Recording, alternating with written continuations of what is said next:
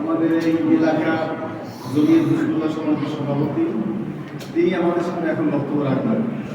তো কোরআন শরীফের যে আয়াত, হুজুর সামনে আসেন। হুজুর যারা সাহেবকে মঞ্চে অনুরোধ করছেন, ওমান আহসানু কাওলাম মিম্মান দাআ ইলাল্লাহ ওয়া আমিলা সালিহান ওয়া ক্বালা ইন্নানী মিনাল মুসলিমিন।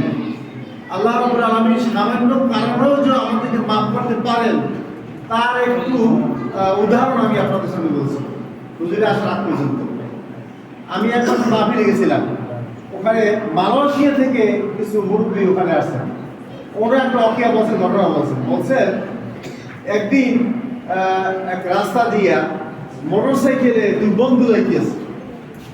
তো দেখবেন অনেক সময় রাস্তা দিয়ে যায়, ওয়াজ মাহফিল চলে, অনেকে বলে যে ঠিক আছে ভাই আমি কোথায় যাই, ওই বন্ধুর কইছে যে ভাই যাবো একটা খারাপ কাজে মিথ্যা কথা বলি যে হয়তো দুগুণ হইবে, দুই গুণে কাম নাই, আমরা যাই সিনেমা থাকতে যাই। ওই দেশের মনে করলেন যে দিনের কাজ তো এখন দাওয়াতটা তো দিই, এই মধ্যে কি হয়। এবারে বললেন যে ঠিক আছে তুমি সিনেমা দেখতে যাও, তুমি দাওয়াতটা ফেরবা না, ওই সিনেমা দেখে আসছিয়া এই এখানে ওয়াজ মাহফিল শুনতে তারপর তোমরা যাই। তো কতক্ষণ মোটরসাইকেল চালাইছিল, ওই মোটরসাইকেল অ্যাক্সিডেন্ট। আর ওই যে তারা ওইখানে যায়, ওই হুজুরে ওই দুই ব্যক্তির নাম লিখে রাখছে যে আজকে এই দুইজন মেহমান এখানে আসবে, তারা ওয়াজ শুনিয়ে যাইবে, এই নাম আবু বকর বা খালেদ বা ওমর নাম ধরে লিখে রাখছে। তো মোটরসাইকেল গেছে, ওই অ্যাক্সিডেন্ট যখন হয়েছে, ওই দুই বন্ধু এক বন্ধু মারা গেছে, আর এক বন্ধু বাইসে আছে। এখন যে বন্ধু বাইসে আছে সে স্বপ্নে জিজ্ঞেস করতেছে, ভাই তুই তো মারা গেছে, বল আল্লাহ রাব্বুল আলামিন তোর সাথে কি আচরণ করতে আছে এখন।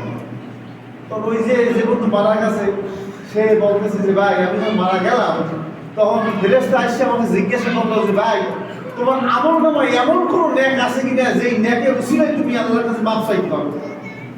ওই মৃত্যু ব্যক্তি বললো যে আমি অনেক খোঁজাখুঁজি করলাম যে কোনো আমল আমার কাছে আছে কিনা, কোনো তালাশ করে কোনো আমল বা কোনো ন্যায় আমি পাইনি। তা যাই হোক অনেক খোঁজাখুঁজির পর আমি বললাম যে না, আমার আমল নামার তো কোনো লেখ নাই, কোনো লেখ তো নাই। তবে আজকে যখন আমরা এখানে আসতেছিলাম তখন ওই ওয়াজ মাহফিল চলছিল, তখন প্রতিমধ্যে দুই ব্যক্তি আমাদেরকে বললো যে ভাই এই তোমরা ওইখানে যাওয়ার সময় একটু মাহফিল শুনিয়ে যাই। এবং ফেরেশতারা জিজ্ঞাসা করলো যে ওই যে তোমরা যে মাহফিল শুনতে কথা বলছো এখন রেকর্ড আছে, ওই দুই ব্যক্তি মারা গেছে যাহা এলাকা আছে ওই খাতা আমার নাম লেখা আছে। যাই হোক কুদরতি আল্লাহ যদি তো মাফ করতে চায় তাহলে সামান্য ছেলে কি করতে পারেন, মাফ করতে পারেন।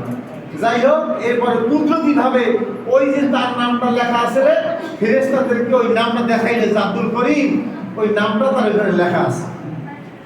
তখন ওই নামটা ফেরেশতা দেখে বললেন তোমার কোনো নেক নাই, শুধু একটা নেকের আমল করছো, একটা ভালো কাজের নিয়ত করছো, আল্লাহ রাব্বুল আলামিন নিয়ত করবে তো মাফ করবেন। সুবহানাল্লাহ, সুবহানাল্লাহ।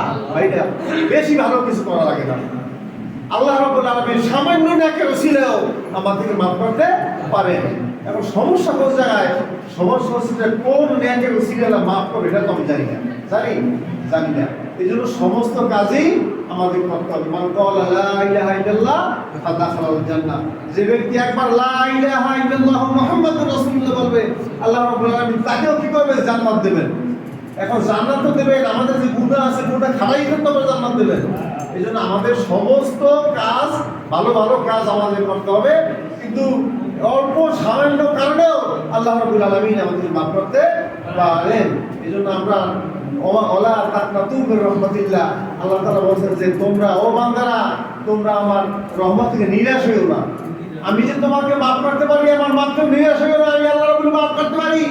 যত বড় গুনাহ তোমরা করো আমি আল্লাহ তোমাদের সমস্ত গুনাহ মাফ করতে পারি, সে অধিকার আমাকে আল্লাহর আছে। আছে কি নাই বলেন? অবশ্যই আছে। এই জন্য ভাইরা আমরা সামান্য কাজ যতটুকু পারি, একবার সুবহানাল্লাহ করি, একবার আলহামদুলিল্লাহ করি, একবার লা ইলাহা ইল্লাল্লাহু মুহাম্মাদুর রাসূলুল্লাহ করি, এই সামান্য উসিলায় একবার সুবহানাল্লাহ বললে আল্লাহ রাব্বুল আলামিন মাফ করতে পারে। আজকে যে আমরা এখানে একত্রিত হয়েছি রবিউল আউয়াল মাস, আল্লাহ রাব্বুল আলামিন যদি ইচ্ছা করেন যে আমার হাবিবের উসিলায় এইখানে যারা একত্রিত হয়েছে সমস্ত লোককে আমি আল্লাহ মাফ করতে পারেন কি পারেন না বলেন?